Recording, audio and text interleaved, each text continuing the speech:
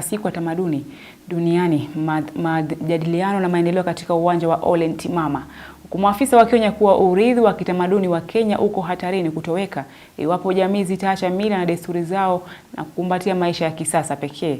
Akizungumza katika hafla hiyo iliyoandaliwa kwa pamoja na Tume ya Kitaifa ya UNESCO Kenya pamoja na serikali, Waziri wa Utalii, Wanyamapori na Utamaduni katika kaunti hiyo, Robert Simoto, alisema hakuna utamaduni ulioduni kuliko mwingine, na akatoa wito kwa Wakenya kuthamini, kulea na kulinda urithi wao wa kitamaduni.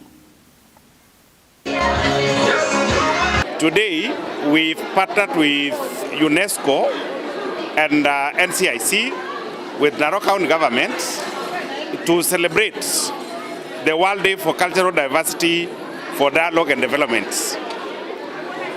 What we've done here is that we are holding a national event hosted by Narok County.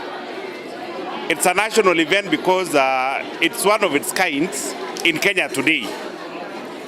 It's something that we've yearned for as a county because Narok County is a county of diversity. That's our motto as a county, and we have got different cultures residing within Narok County.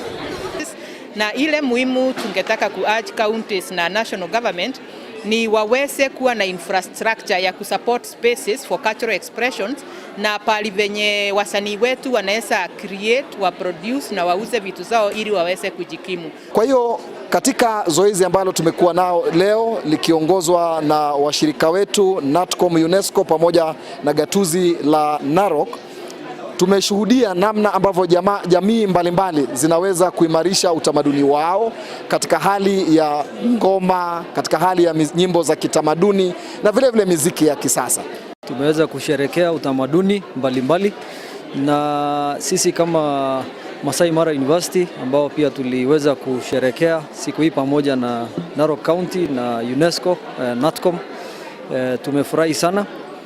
And the university of course is there to advance research and of course as part of doing that, of course we have actually, the university has established a center for cultural heritage studies which is going to advance studies and research around culture, ndio tuweze kukuza na kuweza kupreserve na kuconserve hii mambo ya culture katika nchi hii yetu.